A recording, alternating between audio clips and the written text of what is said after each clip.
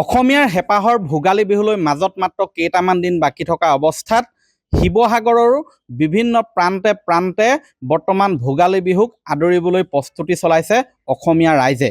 আৰু মই বৰ্তমান উপস্থিত আছোঁ শিৱসাগৰৰ চহৰৰ সমীপৰ কাঠপৰা অঞ্চলত। আৰু এই কাঠপৰা অঞ্চলত এগৰাকী গাখীৰ বিক্ৰেতা সাজু হৈছে ভোগালী বিহুক আদৰিবলৈ। আৰু তেওঁ যিহেতু মূল কামেই হৈছে গাখীৰ যোগান ধৰা, আৰু তাৰ বাবে তেওঁ মই দেখুৱাইছোঁ এয়া শ টেকেলি, কেইবা শতাধিক টেকেলি তেওঁ সাজু কৰিছে হেঁপাহৰ ভোগালী বিহুৰ বাবে। ভোগালী বিহু বুলি ক'লেই ভোগালীৰ জলপানৰ কথা মনলৈ আহে। চিৰা, কোমল চাউল এইবিলাকৰ লগত খাবলৈ সকলোৱে ব্যৱহাৰ কৰে দৈ। গতিকে দৈ টেকেলিৰ ইয়াৰ পৰা বিক্ৰী কৰিব তেওঁ। ম'হৰ গাখীৰ, বিশেষকৈ ম'হৰ গাখীৰৰ টেকেলি তেওঁ বিক্ৰী কৰিব। ইয়াৰ পৰা গাখীৰ ভৰ্তি টেকেলি বিক্ৰী কৰাৰ উপৰিও ইয়াৰ পৰা খালী টেকেলিও তেওঁ বিভিন্ন প্ৰান্তলৈ যোগান ধৰে, যাতে বিভিন্ন প্ৰান্তত থকা ব্যৱসায়ীসকলৰ সুবিধা হয়। আৰু মই এইগৰাকী ব্যৱসায়ী হৈছে ললিত গগৈ। তেওঁ কেইবাবছৰ ধৰি গাখীৰৰ ব্যৱসায় কৰি আহিছে। তেওঁ কি ধৰণে ভোগালী বিহুৰ বাবে সাজু হৈছে, কলৈ কলৈ যোগান ধৰিব, সেই বিষয়ে জানিব বিচাৰিম। মানে আজিৰ পৰা আমিতো প্ৰস্তুতি চলাইছোঁ বাৰু। মিনিমাম 5-6 দিনমান লাগি যাব। তাৰ পৰা 11-12টা বিক্ৰী কৰিব লাগিব। ইয়াৰ পৰা যায় টাউনৰ মানুহ আহে, আমাৰ ইয়াত দিচাংমুখৰ পৰা আদি কৰি ইয়াত যিমানখিনি আমাৰ এডোখৰত গাঁও আছে, অন্ততঃ 20-25খন গাঁৱৰ মানুহ আহি পেলাই ইয়াৰ পৰা নি আহি দৈ। মূলতঃ কি গাখীৰ?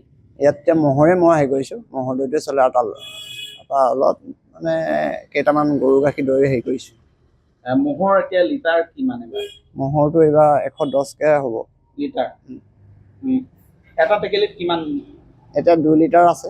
2 লিটাৰটো ধৰা তোমাৰ 240 মান হ'ব।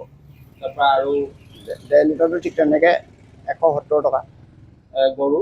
গৰুটো হ'লে অকণমান কম হ'ব। গৰুটো হ'লে 150 টকামানত আহি যায়। এইবাৰ আগতকৈ অকণমান বাঢ়িছে নেকি দামটো? এবাৰ বাঢ়িছে অলপ। এইবাৰ ম'হৰটো প্ৰায় 10 টকামান বাঢ়িব লিটাৰ। আপোনাৰ এতিয়াৰ পৰা সাজু কৰিছে ইয়াৰ কাৰণটো? ঠাণ্ডা ছিজন যে, ঠাণ্ডা ছিজনত মানে 8 দিনমান লাগি যায়, 8-9 দিন লাগি যায় দৈ হ'বলৈ। মানে দিচাং যায়, টাউনৰ পৰা আহে, নাজিৰা চাজিৰা এনেকৈ আহে, ভালমান দূৰৰ পৰা আহে, মানুহ আহে। আপোনাৰ ইয়াত মই বহুত খালী টেকেলিও দেখিছোঁ।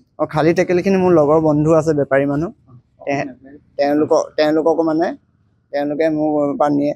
কিবা এটা ইয়াতো টেকেলিটো বিকিলেও কিবা এটা ওলায়। খালী টেকেলিটো 20 টকা বিকোঁ। আজিকালিতো খালী টেকেলিও পাবলৈ অসুবিধা হয়। আহে মানে এইটো হেৰিৰ পৰা আহে, আমাৰ যোৰহাট ঢেকীয়াখোৱা বুলি এডোখৰ জেগা আছে, তাৰপৰা তেওঁলোকে ক'লে মানে দি থৈ যায়হি ইয়াত। বহুত টেকেলি দেখিছে আছে। মইতো ইয়াত এতিয়া কমেই দেখিছে, মই আৰু প্ৰায় ইয়াত 3 ৰাখোঁ, ইয়াতকৈ বেছিয়ে ৰাখোঁ। হয়, মই অকণমান দেখুৱাইছোঁ। মই এইবিলাক যিবিলাক গাখীৰ দেখিছে ইতিমধ্যেই আজি হৈছে 5 জানুৱাৰী, আৰু আজিৰ পৰা তেওঁলোকে ইয়াত টেকেলিত গাখীৰ থোৱা আৰম্ভ কৰিছে। যিহেতু তেওঁ কৈছেই যে ঠাণ্ডা দিনত সম্পূৰ্ণ দৈ হ'বলৈ কিছু সময় লাগে, গতিকে তেওঁলোকে আজিৰ পৰা ইয়াত আৰম্ভ কৰিছে। গাখীৰৰ টেকেলি চফা কৰাৰ কামো আৰম্ভ কৰিছে। আৰু মই এটা কথা জানিব বিচাৰিম যে এইবাৰ বিহুৰ উৎসাহ কেনে? বিহুৰ উৎসাহটো ঠিকেই আছে, ৰাইজৰ ঠিকেই দেখিছে। আমাকতো অৰ্ডাৰ অলৰেডি আজি 10-12 দিনৰ আগতে প্ৰায় মানুহে অৰ্ডাৰ দিলেই। এতিয়াৰ পৰা অৰ্ডাৰ দিছে? হয়, এতিয়াৰ পৰাই বিহুৰ বাবে বিভিন্ন প্ৰান্তৰ গ্ৰাহকসকলে এই ললিত গগৈৰ ওচৰত অৰ্ডাৰ দিছেহি। মই এটা কথা সুধিবলৈ পাহৰিছোঁ, আপুনি কিমান বছৰ ধৰি ইয়াত গাখীৰৰ ব্যৱসায় কৰি আহিছে? মোৰ এতিয়া 10 বছৰমান হৈছে। 10 বছৰ হৈ গৈছে। কেইজন জড়িত হৈ আছে? মই বিহু টাইমত লগাওঁ, এনেই মই অকলে হেৰি কৰোঁ, মানে কি বিহু টাইমত মই নোৱাৰোঁগৈ, 2জন মানুহ ৰাখোঁ। আৰু 2জন ৰাখে। হয়, এনেধৰণেই এই ললিত গগৈও হেঁপাহৰ ভোগালী বিহুৰ বাবে সাজু হৈছে। তেওঁ বিভিন্ন প্ৰান্তলৈ গাখীৰৰ টেকেলি যোগান ধৰিব। তাৰ বাবে ইতিমধ্যে এইবাৰ 10 টকাকৈ বৃদ্ধি পাইছে বুলি জনাইছে। ইয়াত যিয়েই নহওক, কিন্তু হেঁপাহৰ ভোগালী বিহুক আদৰিবলৈ অসমীয়া বৰ্তমান এনেধৰণেই সাজু হৈছে। আপুনি বিচৰা বাতৰি পাব কেৱল নিউজ 18 এপত। নিউজ 18 এপ ডাউনলোড কৰিবলৈ স্কেন কৰক এই QR কোড। গুগল প্লে ষ্টৰতো পাব এই নিউজ 18 এপ।